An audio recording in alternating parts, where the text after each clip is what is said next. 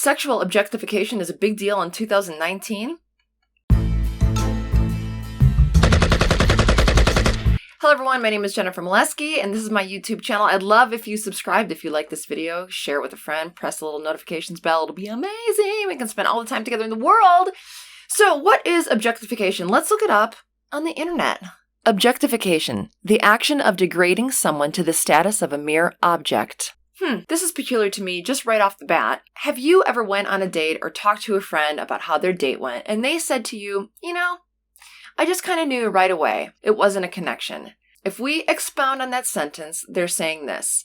I knew right away from how they looked and how they presented themselves, without them saying anything, without knowing their humor, their intelligence, or anything about their personality. I just knew that they weren't for me.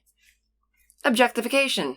But let's not talk about the individual quite yet. I know people don't really like to do that. So let's talk about media, commercials, how sex sells.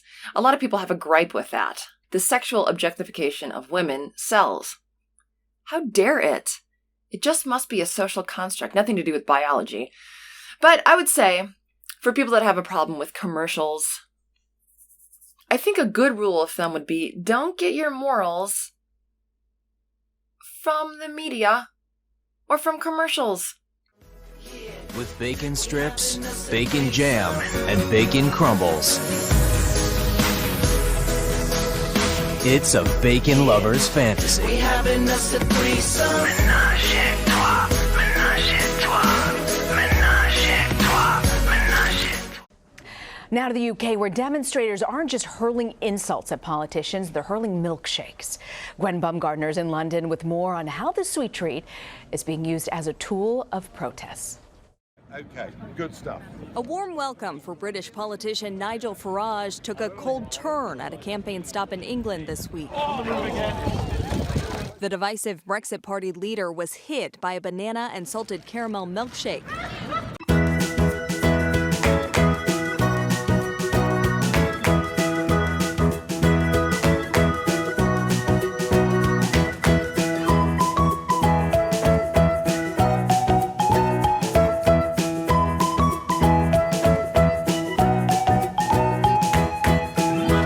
But for all the howling that women do of how objectification is the worst and companies shouldn't do it, they're often the ones that consume those products. Now, I'm not talking about bacon burgers necessarily. I am talking about the thing that promotes objectification. Well, first let's talk about that.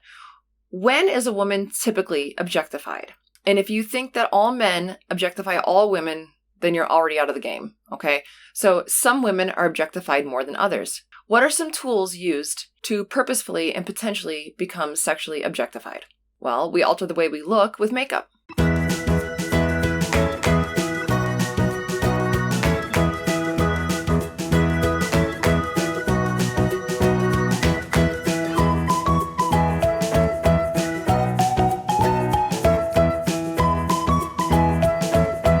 We alter how we smell with perfume. We alter how our boobs sit by bras. We alter how our butts look by butt lifts. We color our lips with lipstick. We make our eyes look prettier with mascara. All of these products are sold to us by showing not disgusting women, but by women that look beautiful. Because we want to look beautiful. Because life is a competition. And if they're not buying, then they're competing for market space. Look at Forbes. Look at what Forbes has to say. They're pointing out how many women are going to be taking over this beauty industry. So women are going to be creating businesses that help women objectify themselves and then complain about it. It's so fitting. But I will say that there are some women who just won't stand for it. Like this cute little 17-year-old girl. She created a whole petition on change.org to pretty much bully 17 magazine into stopping using airbrush for their models. 17 magazine agreed. 2019, 17 magazine, out of print. Thanks, 17-year-old advocate of beauty that no one actually wants to look at the pictures of non-airbrush people because you can see them if you leave the house and that's boring. Again, like I said, if you're not bullying, you're buying. And you're not buying because you hate the idea of what they're doing, selling objectification. You're buying it because it works. Women compete against other women for high-quality men. And here's the fair part of it. Men compete with other men for high-quality women. It's almost as if this has been going on for a long time, and it's biological.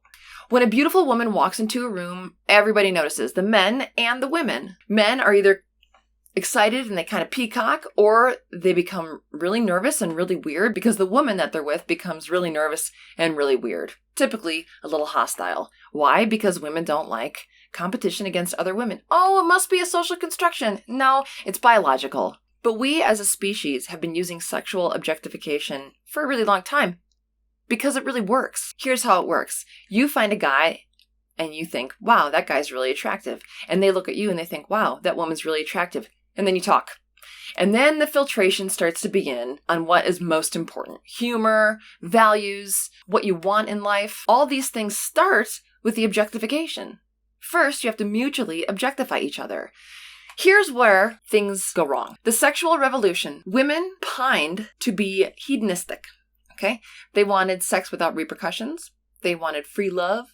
And they got it. In 1961, the pill was brought to the world. It was legal for married women. Later, it was legal for every woman. 1967, abortion decriminalized. So now we have the ability for women to go out like men and not look for a value partner necessarily, but just to go out and meet a man to have fun with, just to have some fun. Hey, we have needs too.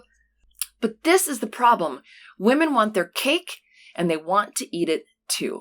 They want all the respect, but they want to act like a whore. The problem with today is that women are giving it up much easier. They want a man to respect them and look at them for their characteristic, how smart they are, their sense of humor, their worldliness, how cultured they are. But they're not giving men the opportunity to take the time to actually get to know those things. They want to meet a guy and fulfill their sexual needs. The woman wants to fulfill her sexual needs. And then she gets mad when the guy just treats her like a sexual object. Women want sexual freedom, yet they get mad at men who know that that's what they want. Just like women don't want men who are too available, men typically don't want women who are sluts. It used to be, and like this or not, but because women in general were not sleeping with multiple men, sex had a much higher value because it wasn't easily obtained. And in exchange for constant sex throughout a lifetime, a man would provide for a woman. Hey, I'll give you shelter. I'll give you food. You sleep with me. And she's like, that sounds good. That seems like a good deal. And the guy was like, hey, you have sex with me. And then if we create a kid from that, which is most likely, then you help nurture the kid. And I'll pay for the mortgage, and I'll buy the food, and I'll protect you. And the woman was still like, yeah, that's a good, I like that idea. But now women want to be men and men want to be women. And actually there's no gender difference at all. So this is all very highly confusing. Women, it's quite simple. If you don't want to be objectified, offer more to the world than quick sex. You know, I haven't made a lot of videos, but it all really comes down to self-responsibility. If you want to be treated with self-respect, then you have to respect yourself. Love yourself so much that you showcase all the amazing things about you that are not your looks and your appearance. And if you do that, and if you can get your friends to do that, and you can get your community to do that, then media will change. But you can't change media. You have to change yourself.